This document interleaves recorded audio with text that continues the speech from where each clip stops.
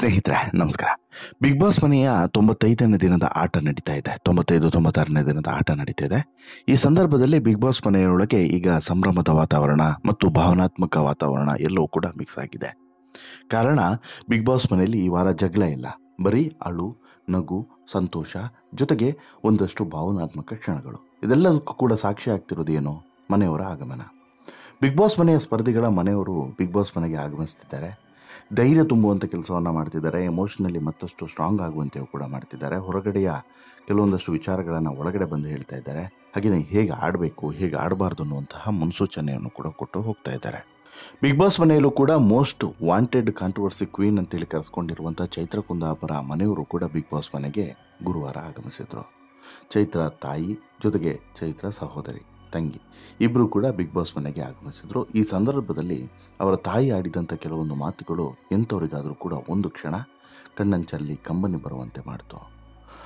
ಇಲ್ಲಿ ಚೈತ್ರ ಕುಂದಾಪುರ ಕುರಿತಾಗಿ ಮತ್ತು ಅವರ ಫ್ಯಾಮಿಲಿಯ ಕುರಿತಾಗಿ ಸಾಕಷ್ಟು ವಿಚಾರಗಳು ತುಂಬ ಜನರಿಗೆ ಗೊತ್ತೇ ಇರಲಿಲ್ಲ. ಆ ಎಲ್ಲ ವಿಚಾರಗಳ ಬಗ್ಗೆನೂ ಕೂಡ ಈಗ ಮಾತನಾಡಿದ್ದಾರೆ. ಹಾಗಾದರೆ ಹೇಗಿತ್ತು ಅವರ ಮಾತು, ಏನು ಹೇಳಿದ್ರು, ಚೈತ್ರಗೆ ಅವರ ತಾಯಿ ಹೇಳಿದ್ದೇನು, ಜೊತೆಗೆ ಚೈತ್ರ ಬಗ್ಗೆ ಇಲ್ಲಿ ಮನೆಯವರೆಲ್ಲರೂ ಕೂಡ ಕಳಪೆ ಅಂತೇಳಿ ಹೇಳ್ತಿರೋದ್ರಿಂದ ಆ ಬಗ್ಗೆ ಏನು ಹೇಳಿದ್ರು, ಎಲ್ಲವನ್ನು ಕೂಡ ನಿಮ್ಮ ಮುಂದೆ ಇಡ್ತಾ ಹೋಗ್ತೀನಿ. ಅದಕ್ಕಿಂತ ಮುಂಚೆ ನೀವು ಇನ್ನೂ ಕೂಡ ನಮ್ಮ ಚಾನಲನ್ನು ಸಬ್ಸ್ಕ್ರೈಬ್ ಮಾಡಿಲ್ಲ ಅಂದರೆ ದಯವಿಟ್ಟು ಕೂಡಲೇ ಸಬ್ಸ್ಕ್ರೈಬ್ ಮಾಡಿ ಸ್ನೇಹಿತರೆ. ಇಷ್ಟು ದಿನ ಬಿಗ್ ಬಾಸ್ ಸ್ಪರ್ಧಿ ಚೈತ್ರ ಕುಂದಾಪುರ ಈ ಗಳಿಗೆಗಾಗಿ ಕಾಯ್ತಾ ಇದ್ರು.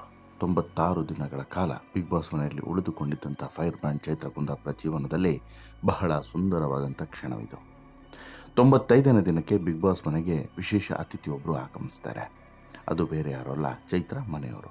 ಹೌದು, ಬಿಗ್ ಬಾಸ್ ಸೀಸನ್ 11 ಶುರುವಾಗಿ ಇಂದಿಗೆ 96 ದಿನಗಳು ಕಳೆದಿದ್ದಾವೆ. ಇಷ್ಟು ದಿನಗಳ ಕಾಲ ಬಿಗ್ ಬಾಸ್ ಮನೆಯಲ್ಲಿ ಉಳಿದುಕೊಂಡಿದ್ದಂಥ ಸ್ಪರ್ಧಿಗಳಿಗೆ ಈ ವಾರ ತುಂಬಾ ಸ್ಪೆಷಲ್ ಆಗಿತ್ತು. ಯಾಕಂದರೆ ಈ ವಾರ ಬಿಗ್ ಬಾಸ್ ಮನೆಗೆ ಸ್ಪರ್ಧಿಗಳ ಕುಟುಂಬಸ್ಥರು ಎಂಟ್ರಿಯನ್ನು ಕೊಟ್ಟು ಮಕ್ಕಳಿಗೆ ಹೊಸ ಹುರುಪನ್ನು ತುಂಬಿದ್ದಾರೆ. ಅದರಂತೆ ಮಂಗಳವಾರದ ಸಂಚಿಕೆಯಲ್ಲಿ ಬಿಗ್ ಬಾಸ್ ಮನೆಗೆ ಭವ್ಯಗೌಡ, ತ್ರಿವಿಕ್ರಮ್ ಹಾಗೂ ರಜತ್ ಕಿಶನ್ ಫ್ಯಾಮಿಲಿಯವರು ಬಂದಿದ್ದರು. ಬಿಗ್ ಬಾಸ್ ಮನೆಗೆ ನಿನ್ನೆ ಮೋಕ್ಷಿತಾ ಪೈ, ಉಗ್ರಂ ಮಂಜು ಹಾಗೆಯೇ ಗೌತಮಿ ಕುಟುಂಬಸ್ಥರು ಬಂದಿದ್ದರು. ಅದಾದ ಬಳಿಕ ಗುರುವಾರದ ಸಂಚಿಕೆಯಲ್ಲಿ ಬಿಗ್ ಬಾಸ್ ಮನೆಗೆ ಧನರಾಜಾಚಾರ್ಯ, ಹನುಮಂತ ಹಾಗೂ ಚೈತ್ರ ಕುಂದಾಪುರ ಫ್ಯಾಮಿಲಿಯವರು ಎಂಟ್ರಿಯನ್ನು ಕೊಟ್ಟಿದ್ದರು.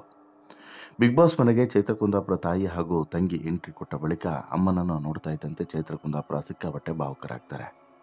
ಆದರೆ ತಾಯಿ ಆಡಿದ ಮಾತು, ಅದೊಂದು ಮಾತು ಬಿಕ್ಕಿ ಬಿಕ್ಕಿ ಆಡುವಂತೆ ಚೈತ್ರಳನ್ನು ಮಾಡುತ್ತೆ.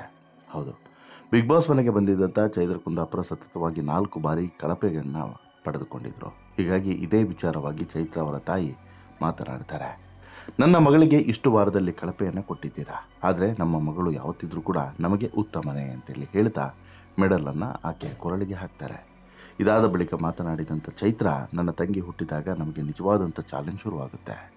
3ನೇದೂ ಹೆಣ್ಣಾಯಿತು ಅಂತೇಳ್ಬಿಟ್ಟು ಅಪ್ಪ ಅಮ್ಮನ ಹೆಣಕ್ಕೆ ಬೆಂಕಿ ಇಡೋಕ್ಕೂ ಕೂಡ ಇವ್ರ ಮನೇಲಿ ಗಂಡು ದಿಕ್ಕಿಲ್ವಲ್ಲ ಅಂತೇಳಿ ಜನ ಮಾತನಾಡ್ತಾರೆ. ಹೀಗಿದ್ರೂ ಕೂಡ ಆ ರೀತಿ ನಾವು ಇರಬಾರ್ದು, ಹೆಣ್ಣು ಮಕ್ಕಳು ಇಲ್ಲದೆ ಇರುವಂಥದ್ದು ಕೊರತೆ ಇಲ್ಲ ಅನ್ನೋದನ್ನು ಸಾಧಿಸಿ ತೋರಿಸ್ಬೇಕು ಅನ್ನೋಂಥ ಹಠವನ್ನು ಹೊರುವಂತಹ ಚೈತ್ರ ಕುಂದಾಪುರ ಈ ಹಂತಕ್ಕೆ ಬಂದು ನಿಂತಿದ್ದಾರೆ.